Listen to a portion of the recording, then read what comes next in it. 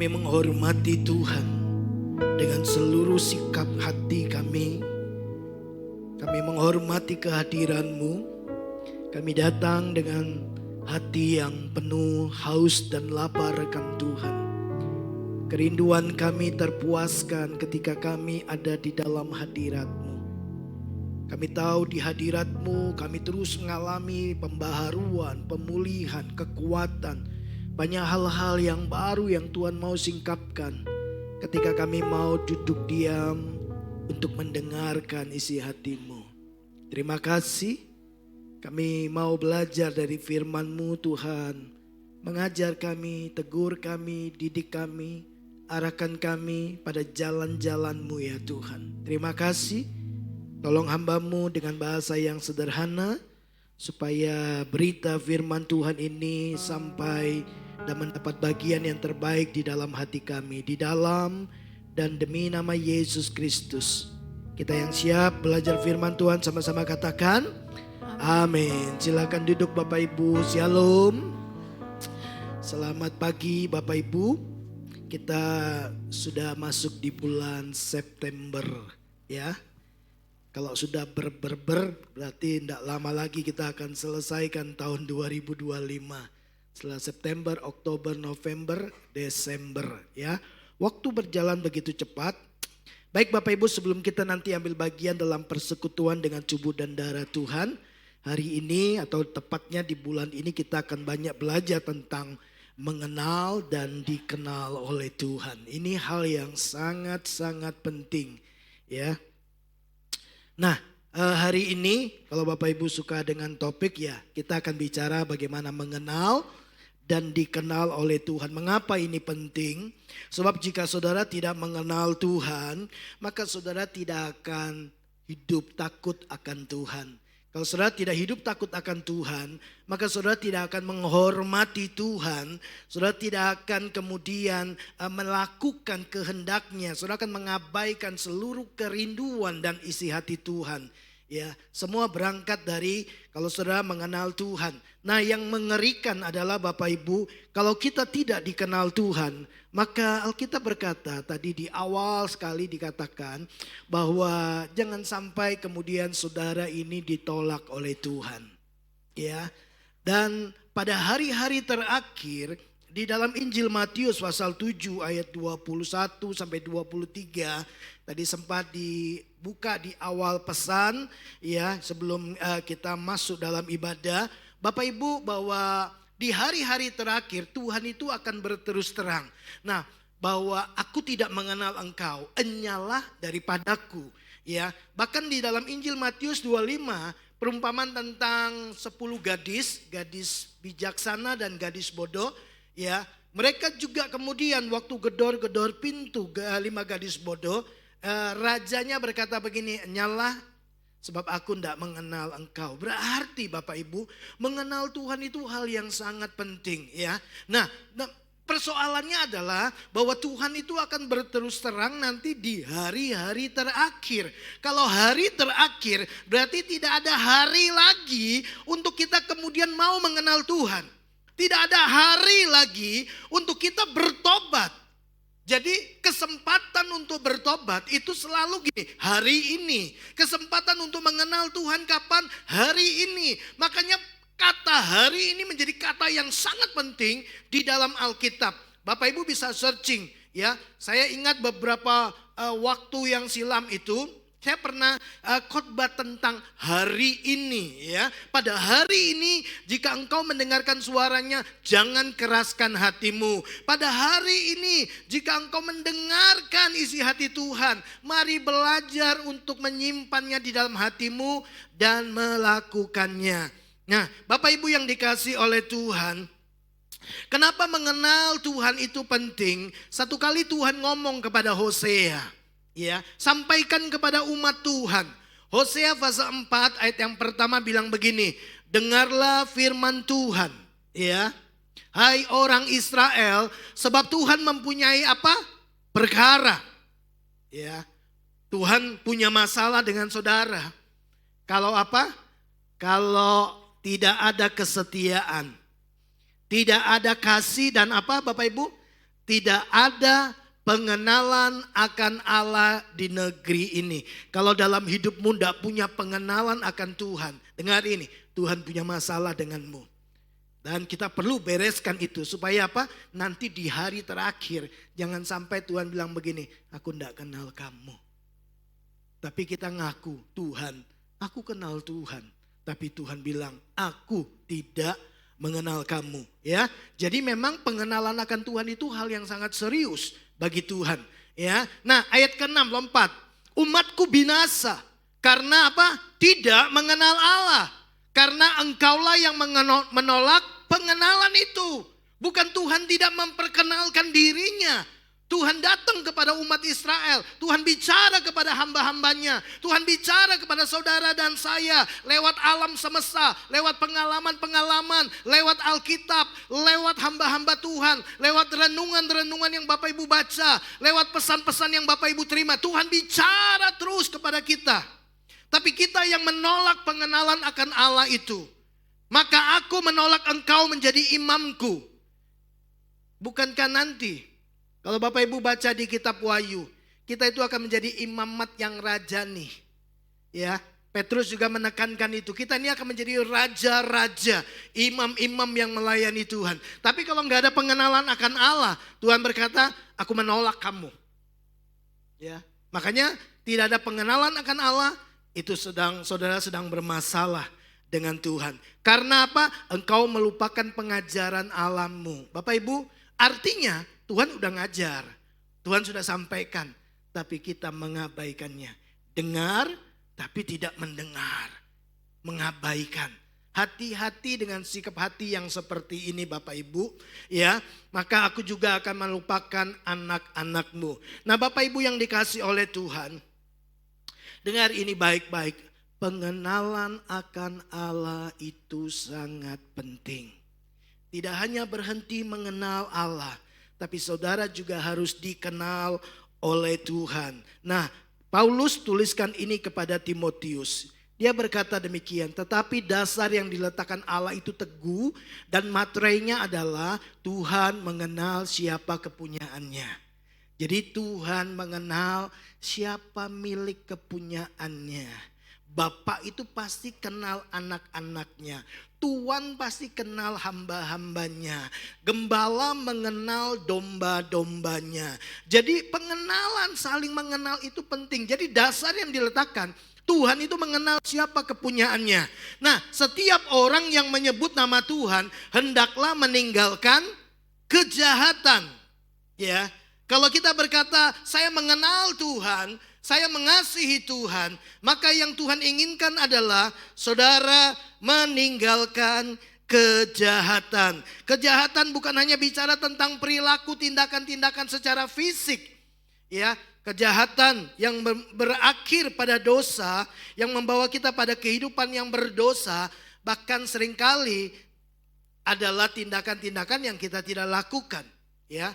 Yakobus bilang, kalau kau tahu harus berbuat baik tapi kau tidak lakukan, maka kau berbuat dosa. Nah, Bapak Ibu yang dikasih oleh Tuhan, Alkitab mengajarkan kepada saudara dan saya bahwa kita tidak hanya mengenal Tuhan dan dikenal Tuhan. Tapi Paulus berkata, yang menjadi kerinduan setiap kita, baiklah kita juga menjadi orang-orang yang dipuji oleh Tuhan. Menjadi orang kebanggaan Tuhan, ya. Sebagai Bapa, Tuhan itu mau dia berbangga diri dengan anak-anaknya. Ya, seperti kita bangga punya Tuhan, Tuhan pun pengen bangga dengan saudara dan saya. Bapak Ibu, nah mari kita lihat betapa kerinduan Tuhan. Dia bukan hanya mengenal saudara, dia ingin memuji saudara. Paulus berkata, aku tidak mencari pujian manusia, karena pujian manusia itu bisa luntur. Ya, hari ini bisa memuji kita, besok bisa memfitnah kita, besok bisa menghina kita, bisa membenci kita. Tapi dia berkata, yang aku kejar adalah pujian Tuhan. Nah, lihat apa yang Paulus katakan kepada jemaat yang ada di Korintus. Di dalam 2 Korintus pasal 10 ayatnya yang ke-17, Tetapi barang siapa bermegah, siapa yang mau berbangga diri, siapa yang mau memuji diri, hendaklah ia bermegah di dalam Tuhan.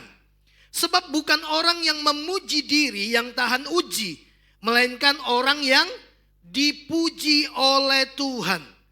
Bukan orang yang memuji dirinya sendiri, itu akan tahan uji.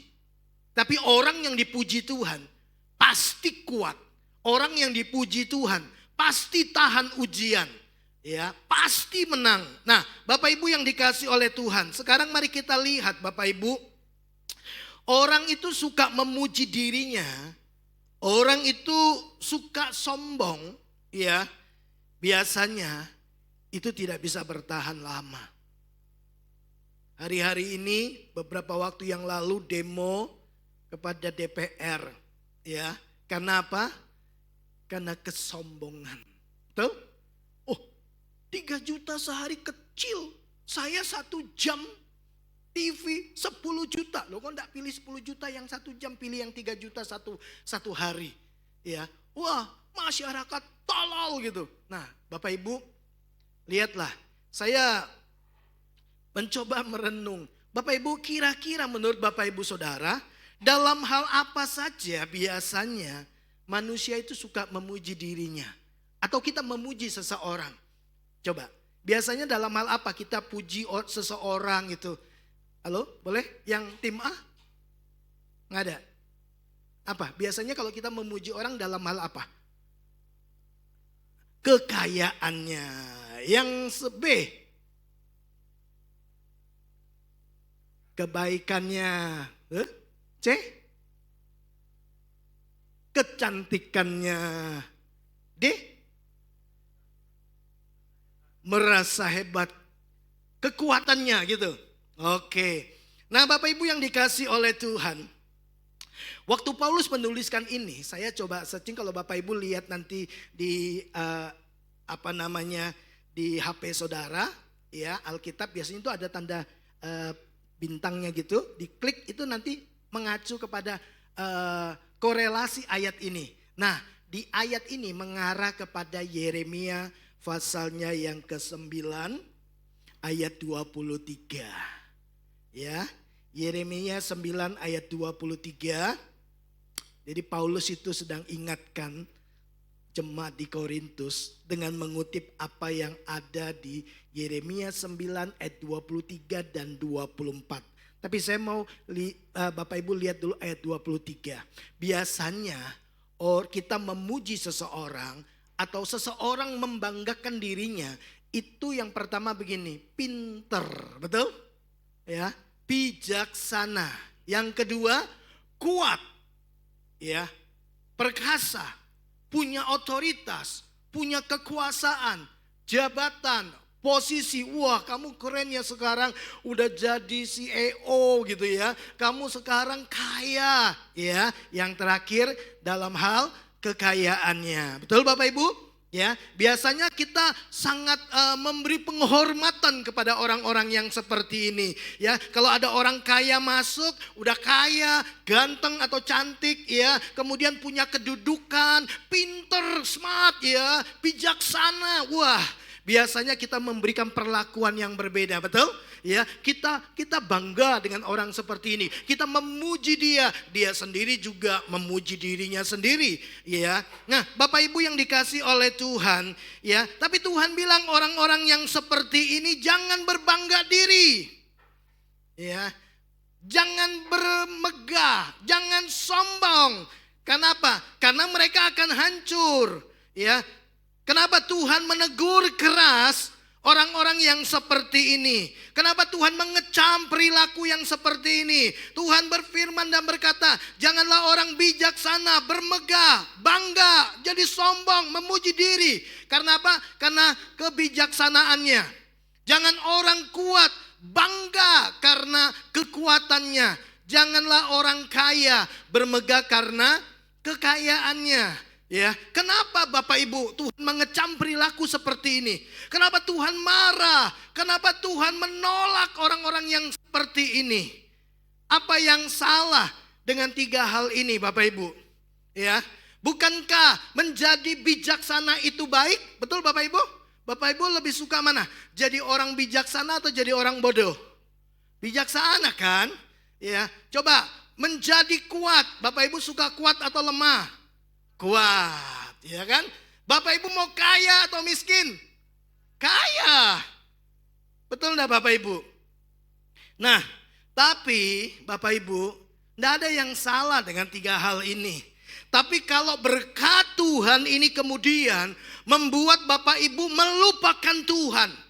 Dan hatimu kemudian condong kepada ketiga hal ini. Hatimu kemudian mengandalkan 3 hal ini. Engkau membangga-banggakan dirimu karena memiliki ketiga hal ini. Itu yang membuat Tuhan mengecam perilaku seperti ini. Karena apa Bapak Ibu? Ya, Bapak Ibu, bukankah kuat, pintar, kaya itu adalah berkat Tuhan? Setuju Bapak Ibu? Bukankah itu pemberian Tuhan? Ya dong. Tapi dengar ini baik-baik Bapak Ibu.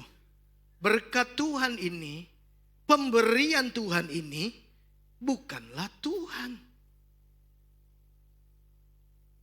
Sekali lagi. Pemberian Tuhan, kuat, kaya, bijaksana, ya, semua berkat itu datang dari Tuhan. Tapi 3 hal ini bukan Tuhan yang harus kita nomor satukan, yang harus kita andalkan, yang kemudian hati kita condong kepadanya, yang kemudian kita memuji-muji dan membesar-besarkannya. Itu bukan Tuhan, betul? Yang harus kita sembah, yang harus kita andalkan, itu adalah Tuhan yang telah memberi ketiga hal ini. Bapak Ibu nangkap? Ya, jangan jadikan kekayaan itu Tuhan, menggantikan Tuhan. Oh, kok saya marah-marah ya? Karena ketiga hal ini bisa menghancurkan kita Bapak Ibu. Dengar baik-baik, Tuhan tuh mengecam. Ya, wow. Karena banyak sekali orang-orang Kristen terjebak di hal ini. Jangan memuji diri karena kita memiliki ketiga hal ini Bapak Ibu. Kalau saudara kuat, kita jadi pintar, kita jadi kaya, jangan sombong. Ya. Jangan sampai kemudian kita tidak mau lagi diatur, dipimpin oleh Tuhan. Seharusnya berkat Tuhan ini membawa kita pada rasa hormat akan Tuhan, betul? Seharusnya waktu kita menerima kekayaan, kita menerima kekuatan, kepintaran, itu membuat kita semakin respect sama Tuhan. Bukan malah mengabaikan Tuhan, bukan malah menomorduakan Tuhan, bukan malah mengandalkan berkat Tuhan, dan bukan mengandalkan Tuhan.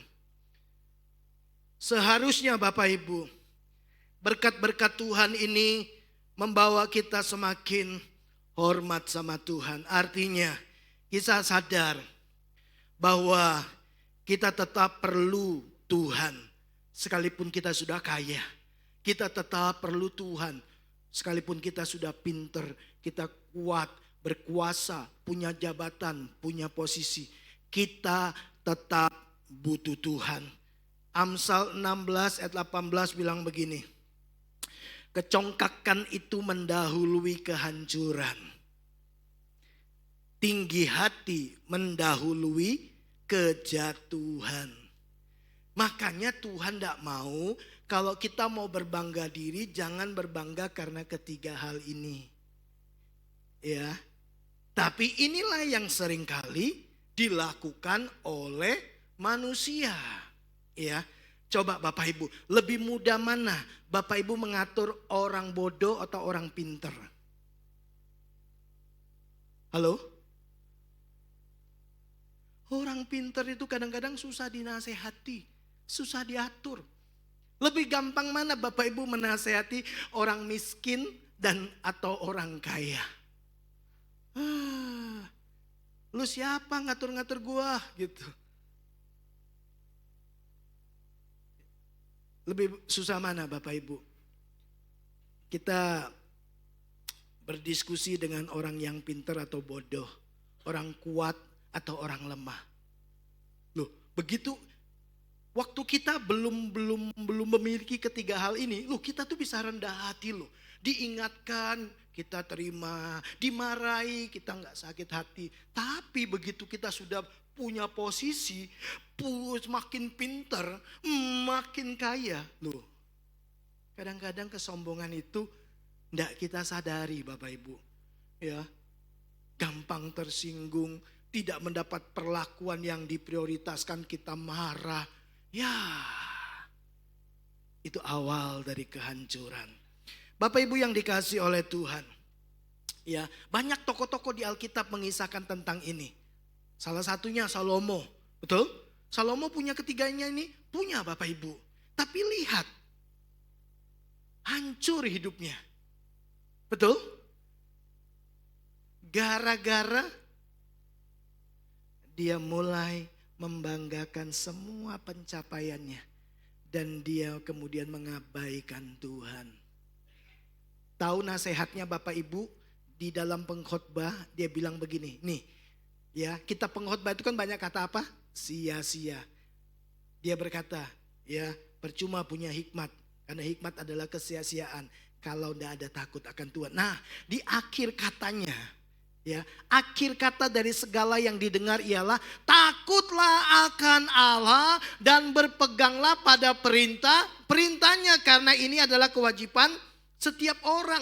Jadi di akhir perenungannya dia sadar Bapak Ibu bahwa dari semua yang dia dapatkan, dari semua yang dia terima dari Tuhan, dari semua pencapaian-pencapaiannya, dia bilang ini, tidak ada gunanya semua itu. Seperti usaha menjaring angin. Yang paling penting adalah takut akan Tuhan, hormat sama Tuhan, dengarkan dia, lakukan perintahnya. Jadi orang yang mengenal Tuhan, orang yang takut akan Tuhan, akan sangat respect kepada Tuhan. Nah Bapak Ibu yang dikasih oleh Tuhan, bukankah tadi dikatakan oleh Paulus, bukan orang yang memuji diri yang tahan uji, melainkan mereka yang dipuji oleh Tuhan. Jadi orang yang dipuji Tuhan, ya Bapak Ibu akan tahan uji, tetap kuat tahan ujian. Kenapa? Karena bagi orang-orang yang dipuji Tuhan, ya, orang-orang yang mengenal Tuhan, berkat tidak memperdaya mereka. Berkat tidak mengelabui mereka. Berkat tidak membuat mereka khilaf. Mereka sangat mengenal Tuhan. Mereka faham Tuhan yang mereka percayai. Mereka menghormati Tuhan. Nah, Bapak Ibu, ini yang kemudian dikutip oleh Paulus tadi. Di awal kita baca 23, Tuhan bilang, jangan bermegah karena kekuatanmu, itu dari aku juga. Kalau mau bangga, jangan bangga karena kepintaranmu, jangan bangga karena kekayaanmu, itu semua pemberianku. Jadi kalau kamu mau bermegah, tetapi siapa yang mau bermegah, mau berbangga diri, baiklah bermegah karena yang berikut ini. Jadi boleh nggak kita bangga-bangga? Boleh nggak kita memuji diri? Bapak Ibu, boleh. Alkitab bilang ini, kalau kamu mau berbangga diri, iya, berbanggalah bahwa ia memahami dan mengenal aku. Bahwa akulah Tuhan yang menunjukkan kasih setia, keadilan dan kebenaran di bumi. Sungguh, oh Tuhan bilang tuh serius lu ini. Sungguh semuanya itu kusukai. Demikianlah firman Tuhan. Jadi Bapak Ibu yang dikasih oleh Tuhan, ya Tuhan bilang begini, sungguh ini yang aku suka, ini menyenangkan hatiku. Aku senang sekali kalau ada orang berbangga diri, ada orang mau bermegah karena apa? Karena dia kenal Tuhan. Sebab kalau dia kenal Tuhan, dia akan hidup takut akan Tuhan. Dia akan respect, dia akan menghormati Tuhan. Kekayaan, kekuatan, kebijaksanaannya tidak akan memperdaya dia. Sehingga dia kemudian menomorduakan Tuhan. Kenapa? Karena dia kenal bahwa semua pemberian itu bukan Tuhan. Semua pemberian itu datang dari Tuhan yang harus diandalkan dan yang disembah. Nah, Bapak Ibu, jadi kalau kita mau bermegah, bermegahlah karena kita memahami dan mengenal Tuhan. Artinya apa Bapak Ibu? Dari ayat 23 dan 24, artinya begini. Tuhan tidak tertarik dengan apa yang kita miliki. Tapi Tuhan disukakan, Tuhan disenangkan atas orang-orang yang mengenal Dia. Jadi seharusnya ketika berkat Tuhan diberikan kepada kita, ketika saudara menjadi kaya, semakin bijaksana, semakin kuat, semakin kaya, seharusnya itu menghantar saudara pada sebuah sikap hormat, takut akan Tuhan. Kenapa? Karena memang itu yang Tuhan suka. Kalau Dia suka, Dia akan berbangga dengan kita. Dia akan memuji saudara sebagai anak-anak kesayangannya. Nah, Bapak Ibu, Alkitab mencatat Tuhan itu suka dengan hal ini. Dia bangga. Bahkan ada beberapa tokoh-tokoh Alkitab yang sungguh-sungguh mengenal Tuhan. Ya, bahkan Tuhan itu secara khusus memuji mereka. Ya. Nah, Bapak Ibu, saya ingin menyodorkan kepada Bapak Ibu dengan cepat, ya. Saya sharing ini waktu saya pelayanan di Purwokerto 3 sesi, tapi saya padatkan ini jadi 1 buat Bapak Ibu Saudara. Ya, karena saya berharap Bapak Ibu dapat paket lengkap. Jadi konsentrasilah. Nah, kita akan belajar dari 3 tokoh ini. Ya, Bapak Ibu tahu yang pertama siapa? Ayub. Yang kedua Musa. Yang ketiga Daud. Ya. 3 orang ini dikenal oleh Tuhan, mengenal Tuhan, tapi juga dipuji Tuhan. Ada lagi sih Gideon, ya, Daniel, Yosua, banyak tokoh-tokoh Alkitab, Paulus itu ya. Tuhan memuji mereka. Nah, 3 tokoh Alkitab ini mengenal, dikenal dan dipuji Tuhan. Nah, bagi orang-orang yang memahami dan mengenal Tuhan, tidak ada di dunia ini yang akan memikat hati mereka selain Tuhan. Ya, mereka ini sangat menghormati Tuhan. Dari mana kita tahu mereka menghormati Tuhan? Bagaimana kita tahu bahwa mereka ini sungguh-sungguh mengenal Tuhan? Dari 3 tokoh ini Bapak Ibu, kita akan lihat gini, keputusan-keputusan Tuhan yang diberikan dalam hidup mereka. Itu mereka gak pernah berbantah-bantahan dengan Tuhan. Mereka gak protes. Mereka tahu bahwa yang Tuhan buat itu selalu baik. Tapi kalau kita tidak kenal Tuhan, kita bilang gini, katanya Tuhan baik. Kok jadi begini? Itu tidak kenal Tuhan. Ya. Karena Alkitab bilang Yesus ajar pohon yang baik, buahnya baik. Pohon yang tidak baik, buahnya tidak baik. Tidak mungkin pohon yang baik mengeluarkan yang tidak baik. Nah, kalau kita mengenal Tuhan itu adalah Tuhan yang baik, Dia tidak mungkin lakukan yang tidak baik. Betul? Dia pasti lakukan yang baik. Nah, 3 tokoh ini sangat-sangat mengenal Tuhan. Ya, mereka menghormati Tuhan, mereka takut akan Tuhan. Bahkan keputusan-keputusan Tuhan mereka terima dengan hati yang rela. Mari kita lihat yang pertama Bapak Ibu, Ayub. Ya, mari lihat Tuhan itu memuji Ayub. Lalu bertanyalah Tuhan kepada iblis, apakah engkau memperhatikan hambaku Ayub? Oh, Bapak Ibu dengar gini, Tuhan itu memperhatikan kita loh. Amin. Ya, Tuhan itu memperhatikan kita.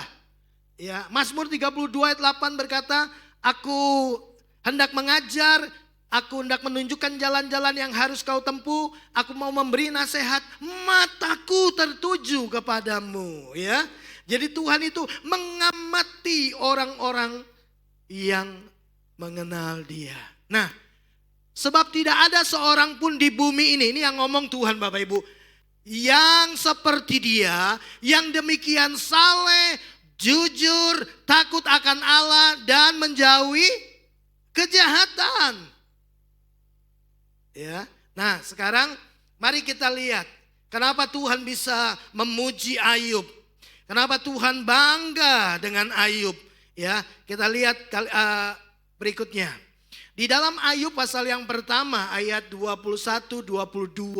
Kita tahu kan Bapak Ibu, iblis kemudian minta izin sama Tuhan lalu menguji Ayub. Orang yang dipuji Tuhan akan tahan uji. Amin. Ya, Tuhan kan bilang begitu. Ya, makanya Tuhan senang. Aku suka nih kalau orang kenal aku, faham dengan sifatku, rencanaku, kehendakku, isi hatiku, kerinduanku. Ya, Ayub 1:21. Dalam satu hari tiba-tiba 10 anaknya mati. Hartanya habis, Bapak Ibu. Mending harta habis tapi anak jangan mati, betul? Iya enggak Bapak Ibu? Ya kan? Anak kalau meninggal, aduh, hancur hati kita. Ya. Bahkan beberapa orang tua berkata, lebih baik aku yang mati, jangan anakku mati. Lebih baik aku yang sakit, jangan anakku yang sakit. Dalam satu hari, ini ujian yang sangat-sangat berat. Bapak Ibu perhatikan gini, kata Ayub, dengan telanjang aku keluar dari kandungan ibuku. Ada yang keluar bawa pakaian? Enggak kan? Sama ya. Berarti kita sama dengan Ayub. Dengan telanjang aku keluar dari kandungan ibuku. Dengan telanjang juga aku akan kembali ke dalamnya. Tuhan yang memberi, Tuhan yang mengambil, terpujilah nama Tuhan. Nah, ini yang menarik ini Bapak Ibu. Dalam kesemuanya itu Ayub tidak berbuat dosa dan apa? Tidak menuduh Allah berbuat yang kurang patut. Bahasa lainnya gini, yang Tuhan lakukan itu patut kok. Dia enggak marah loh. Dia enggak protes. Dia bilang begini, yang Tuhan lakukan itu layak. Bapak Ibu, lihatlah kenapa Tuhan bangga dengan Ayub. Keputusan Tuhan mengambil semuanya. Itu tidak membuat Ayub menuduh Tuhan. Tuhan, kau tuh sebenarnya enggak rela ya kasih aku. Tuhan sudah ngasih kok diambil kembali. Nah, orang Kristen seringkali bilang begini kan, semua yang ada pada saya itu adalah titipan Tuhan. Itu semua milik Tuhan, betul Bapak Ibu? Ya kan? Oh, bahkan orang-orang di luar sana juga bilang, ah ini semua mah titipan Tuhan, titipan yang maha kuasa. Ya, semua ini milik Tuhan. Tapi begitu Tuhan ambil, kita bilang gini, ini cobaan dari Tuhan. Loh, kalau saya titip sesuatu sama Bapak Ibu, lalu besok saya ambil kembali, masa Bapak Ibu bilang gini, ini cobaan? Loh, enggak kan? Wajar kan saya ambil kembali saya punya. Ayub tuh bilang begini, Tuhan tidak melakukan yang tidak patut. Dia tidak menuduh Tuhan loh. Dia tidak menuding-nuding Tuhan. Dia tidak marah. Dia tidak mempertanyakan Tuhan. Dia sangat mengenal Tuhan. Yang Tuhan lakukan itu patut. Tidak apa-apa. Tuhan senang. Gak salah kan Tuhan puji dia. Waktu istrinya datang, kutukilah Tuhanmu. Dia bilang ini, kau kayak perempuan gila ya. Apakah kita mau terima yang baik saja dari Tuhan, tidak mau terima yang buruk? Coba Bapak Ibu, ini orang yang mengenal Tuhan, memahami Tuhan.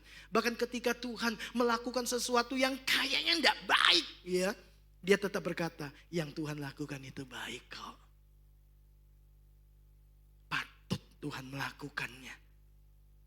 Bahkan ketika Bapak Ibu, kita tahu kan, 3 temannya kemudian datang dan mulai berkata, Ayub kamu mesti berdosa. Kamu tidak mungkin kalau kamu tidak berdosa tiba-tiba keluargamu habis, hartamu habis. Mesti buat jahat, kamu mesti buat dosa.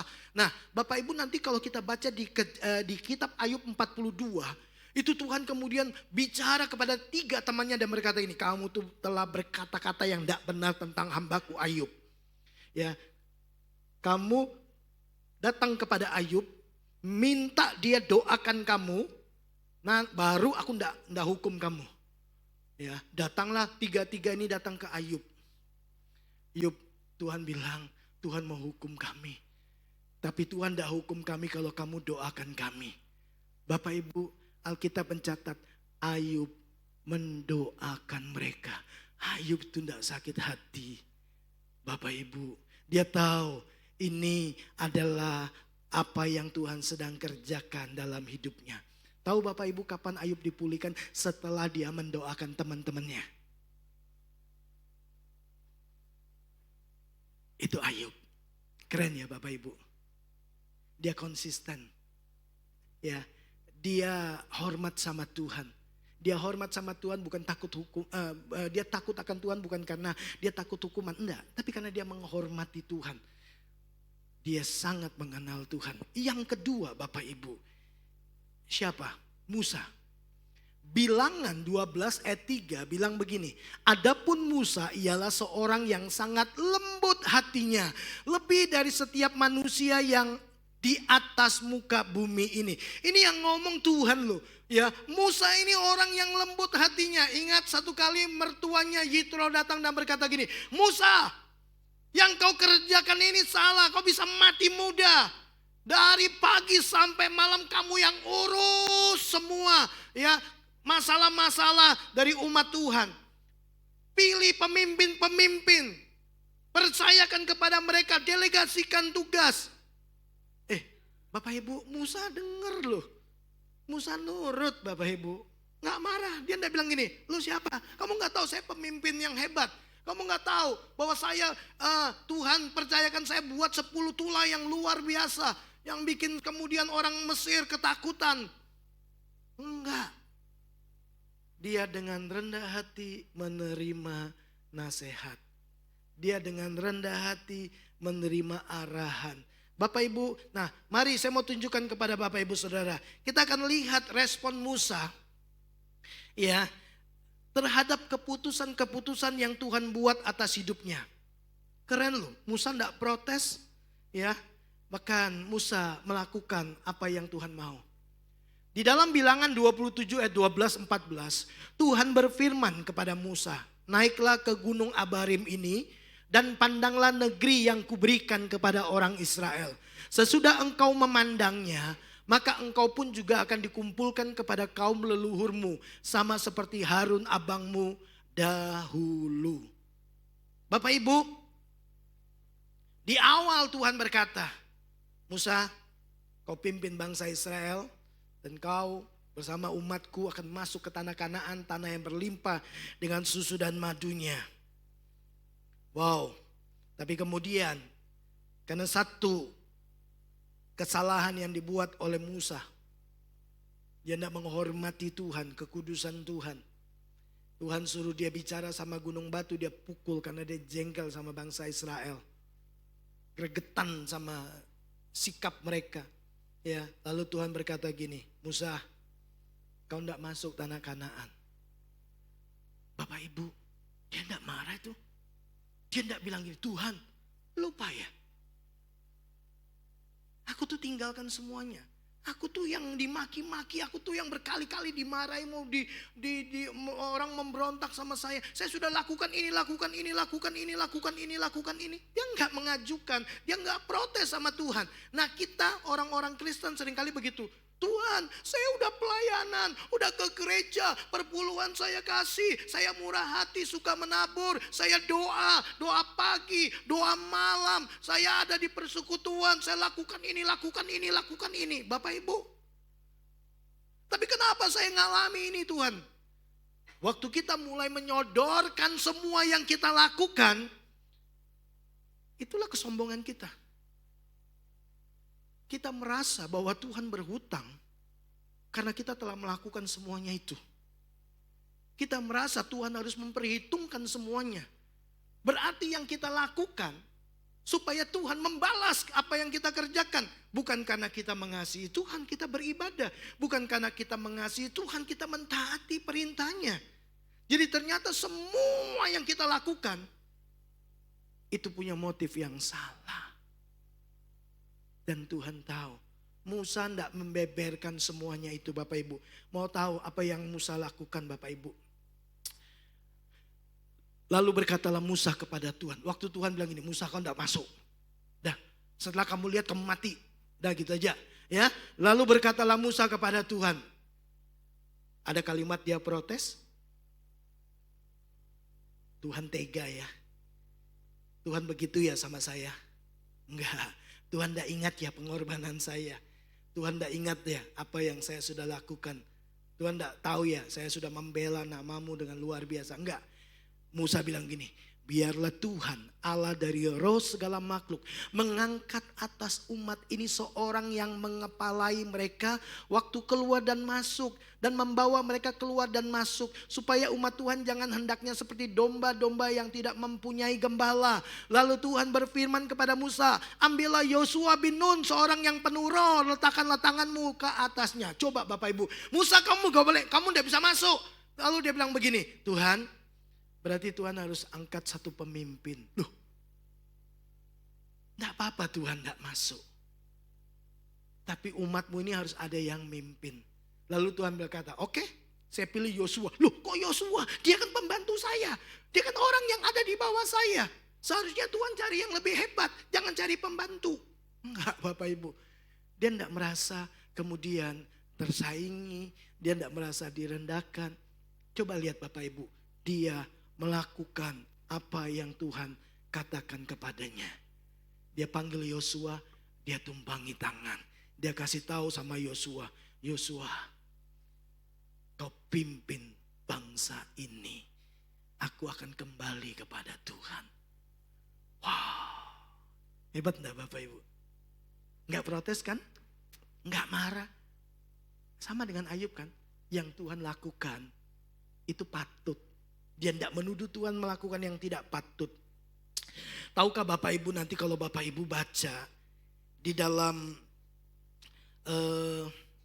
kitab Keluaran 32, itu satu kali itu Tuhan pernah marah banget sama orang Israel dan mau memusnahkan orang Israel. Waktu mereka bikin apa? Anak lembu emas. Patung anak lembu emas. Tuhan itu marah lalu bilang sama Musa begini, Musa, aku akan binasakan mereka. Lalu aku akan bangkitkan satu bangsa dari keturunanmu. Mestinya senang. Dari keturunan saya Tuhan. Tapi Musa bilang begini, enggak Tuhan. Kalau Tuhan tidak ampuni bangsa ini, hapus namaku dari kitab kehidupan. Musa tuh tahu bahwa Tuhan itu sayang sama umat Israel. Dia tidak mau bahwa bangsa Israel binasa lalu digantikan oleh bangsa dari dirinya, enggak mau. Dia menghormati perjanjian Tuhan dengan Israel. Musa itu sudah selesai dengan dirinya sendiri. Dia tidak mencari nama baik buat dirinya sendiri. Ya, bahkan begini Bapak Ibu, tahu enggak? Bagi Musa, posisi, kedudukan, kekayaan, kekuatan, ya, kepintaran itu tidak melebihi Tuhan. Satu kali Tuhan bilang begini, setelah bangsa ini Tuhan ampuni, Tuhan bilang gini, oke lah, aku akan suruh malaikat jalan di depanmu. Musa bilang gini, kalau Tuhan tidak jalan sama saya dengan bangsa ini, jangan suruh saya jalan. Saya maunya Tuhan, saya tidak mau malaikat. Musa tahu betapa pentingnya Tuhan. Musa tahu bahwa Tuhan itu segala-galanya. Bahkan dia bilang gini, kalau Tuhan tidak jalan sama kami, saya tetap di padang gurun. Lebih baik tetap di padang gurun, yang penting bersama dengan Tuhan, daripada di tanah Kanaan tanpa Tuhan. Padahal tanah Kanaan tanah yang berlimpah dengan susu dan madunya. Oh, akan ada banyak kesenangan di sana. Tapi Musa bilang, enggak. Dunia dengan kemewahannya tidak bisa menggantikan Tuhan. Tuhan segala-galanya. Itu Musa Bapak Ibu. Kalau kita mengenal Tuhan, kalau kita memahami Tuhan, dunia tidak akan pernah memikat hati kita selain Tuhan. Amin Bapak Ibu. Nah, yang terakhir Bapak Ibu, Daud. Lihat apa yang Tuhan bilang sama Daud tentang Daud. Setelah Saul disingkirkan, Allah mengangkat Daud menjadi mereka. Tentang Daud Allah telah menyatakan, aku telah mendapat Daud bin Isai seorang yang berkenan di hatiku. Dan yang apa? Melakukan segala kehendakku. Segala kehendakku. Di ayat yang terakhir, Daud itu melakukan kehendak Allah pada zamannya. Bapak Ibu yang dikasih oleh Tuhan.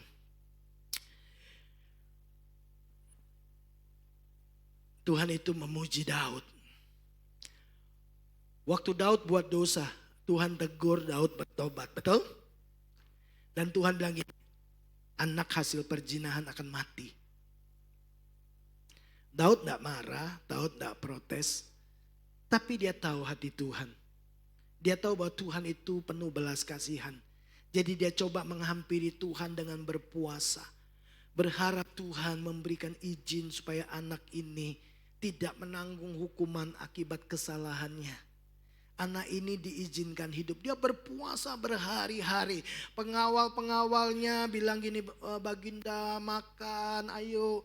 Tetap dia tidak bergerak dari tempat itu. Dia berpuasa, dia menangis di hadapan Tuhan, minta belas kasihan. Lalu tiba-tiba di luar ada kasak-kusuk. Dia tahu gini, mesti anak ini sudah mati. Lalu dia keluar, dia berkata, apakah anak ini sudah mati? Iya. Lalu dia berkata gini, siapkan makanan, aku mau makan. Loh, pengawalnya heran. Loh, kok begitu? Kemarin disuruh makan malah tidak mau makan. Anaknya mati malah dia makan. Dia bilang begini, anakku sudah pulang. Yang bisa aku lakukan adalah, aku tidak bisa bawa dia kembali ke sini. Tapi yang bisa adalah aku yang ke sana. Dia tidak marah sama Tuhan. Waktu Tuhan berkata sama Daud. Daud itu punya niat yang mulia. Aku mau bangun bait Allah, tempat kediaman Tuhan. Masa Tuhan berdiam di kemah, aku diam di istana. Aku mau bikin bait Allah yang megah. Tuhan bilang sama Daud, Daud enggak. Kau enggak bisa bangun bait Allah. Oh ya, kenapa Tuhan? Tanganmu berlumuran darah. Nanti yang bangun anakmu. Oh iya, gak apa-apa. Dia enggak marah. Tapi dia tetap mempersiapkan segala sesuatu yang dia bisa lakukan untuk Tuhan. Emas segala macam dia siapkan supaya Salomo bisa membangun dengan sangat megah. Bapak Ibu, Daud tidak protes, tidak marah. Orang yang mengenal Tuhan menghormati keputusan-keputusan Tuhan. Bahkan keputusan yang tidak baik sekalipun. Hal yang bisa membuat saudara antusias, tidak gampang menyerah. Ya, itu karena saudara punya cinta yang bergelora kepada Tuhan. Bagaimana saudara bisa punya cinta kepada Tuhan? Karena saudara mengenal dan memahami hatinya. Saudara mengenal Tuhan dengan benar. Ya, kok bisa? Ya, kenapa kita nggak bisa mengenal Tuhan dengan benar? Karena kita nggak punya hubungan intim dengan Dia. Hubungan kita hanya sebatas aktivitas agamawi saja. Makanya kita tidak kenal Tuhan. Makanya begitu terjadi kejadian-kejadian yang tidak enak buat daging kita. Kita marah, kita protes, kita mempertanyakan Tuhan. Kita bersungut-sungut, kita mengeluh. Ya, kita menangis dan kita meronta-ronta. Ya, Daud ini mencintai Tuhan dengan luar biasa. Kerinduannya kepada Tuhan itu, ya, dia gambarkan seperti rusa merindukan air. Daud ini seorang raja, pasti sangat sibuk. Banyak kerjaan yang harus diselesaikan. Tapi Daud bisa kenal Tuhan itu dengan baik. Selalu punya waktu untuk menyembah Tuhan. Dalam Mazmur 119 dikatakan 7 kali sehari aku memuji-muji Tuhan. Aku mau membangunkan fajar dan aku mau menyanyikan tentang Tuhan. Membangunkan fajar, matahari belum terbit dia udah bangun. Dia udah mencari Tuhan, itu Daud. Ya, Daud menginginkan Tuhan lebih dari semuanya. Sekalipun dagingku dan batinku habis lenyap. Ya. Tapi Tuhan segala-galanya bagi. Selain Kau, tidak ada yang aku inginkan di bumi dan di surga. Hanya Tuhan. Itu Daud Bapak Ibu. Ya. Lihatlah apa yang dituliskan. Satu hal telah kuminta kepada Tuhan. Itulah yang kuinginkan. Diam di rumah Tuhan seumur hidupku. Wow, itu kerinduan Daud. Ya Allah, Engkaulah Allahku, aku mencari Engkau, jiwaku haus kepadamu. Tubuhku rindu kepadamu seperti tanah yang kering dan tandus tiada berair. Janganlah membuang aku dari hadapanmu, janganlah mengambil rohmu yang kudus daripadaku. Ini semua ungkapan-ungkapan Daud. Betapa dia tahu gini, Tuhan itu segala-galanya. Bapak Ibu, ketakutan terbesar dalam hidup kita seharusnya bukanlah karena kita tidak memiliki apa yang kita mau, apa yang kita inginkan. Tapi ketika kita kehilangan keinginan akan Tuhan. Penderitaan terbesar dalam hidup kita bukanlah karena beban dan kesulitan yang kita rasakan. Tapi kita tidak lagi bisa merasakan kehadiran Tuhan. Kehilangan terbesar dalam hidup kita bukanlah ketika harta dan tahta sirna. Tapi ketika roh Allah tidak ada di dalam kita. Bapak Ibu, Ini yang Tuhan mau dalam hidup kita. Saya mau beritahu Bapak Ibu Saudara, bagi orang yang mengenal Tuhan, semua kekayaan, kekuatan, posisi, kedudukan, status, apalagi kepintaran, itu tidak memikat hatinya. Lihat apa yang dikatakan oleh Paulus. Paulus tuh bilang begini, tetapi apa yang dahulu merupakan keuntungan bagiku. Paulus itu orang yang sangat pintar, cerdas. Salah satu murid terbaik dari Gamaliel, guru besar pada waktu itu. Dia bilang, aku punya posisi, aku punya otoritas, kuasa untuk kemudian menangkap dan membunuh orang-orang Israel. Orang-orang Kristen. Dia bilang, aku punya kuasa, aku punya posisi, aku pintar, aku kaya. Tapi yang dulu aku bangga-banggain, sekarang yang aku anggap keuntungan, sekarang ku anggap rugi karena Kristus. Malahan segala sesuatu aku anggap rugi. Karena apa? Pengenalan akan Yesus Kristus Tuhanku. Lebih mulia dari semuanya. Oleh karena dialah aku telah melepaskan semuanya itu. Dan menganggapnya sampah supaya aku memperoleh Kristus. Bapak Ibu, orang yang mengenal Tuhan, semua yang ada di dalam dunia dengan semua keindahannya, kemewahannya, itu tidak bernilai apa-apa dibandingkan pengenalan akan Kristus. Makanya kemudian di ayat 10 dia berkata, yang ku kehendaki ialah mengenal Dia. Apa yang Bapak Ibu sedang kejar hari-hari ini? Apa yang kamu ingin capai hari-hari ini? Bapak Ibu, ini yang Tuhan mau. Kalau Bapak Ibu mau menyenangkan hati Tuhan. Kalau Bapak Ibu mau menjadi kebanggaan Tuhan. Kalau Bapak Ibu mau dipuji oleh Tuhan. Kejarlah ini. Bahwa engkau memahami dan mengenal Tuhan. Bapak Ibu, janganlah orang bijak bangga karena kebijaksanaannya. Janganlah orang kuat bangga karena kekuatannya. Janganlah orang kaya bangga karena kekayaannya. Berkat Tuhan ini, kalau tidak disikapi dengan hati yang benar, itu bisa jadi bumerang yang menghancurkan Bapak Ibu Saudara. Makanya kalau Tuhan belum kasih kita kekayaan, mungkin Tuhan sedang menjaga kita dari kesombongan dan kejatuhan. Tidak apa-apa. Asal ada makan, minum, pakai. Cukup. Amin Bapak Ibu. Yang penting Tuhan kenal Bapak Ibu Saudara. Jangan kejar ketiga hal ini kalau hatimu belum siap. Jangan kejar ketiga hal ini kalau kita belum kenal siapa Tuhan kita. Nanti kita akan sombong. Dan kita akan hancur. Refleksi buat kita. Saya baca saja. Saudara dan saya bisa saja dikenal dunia karena prestasi kita. Karena harta atau karena kekuasaan, jabatan.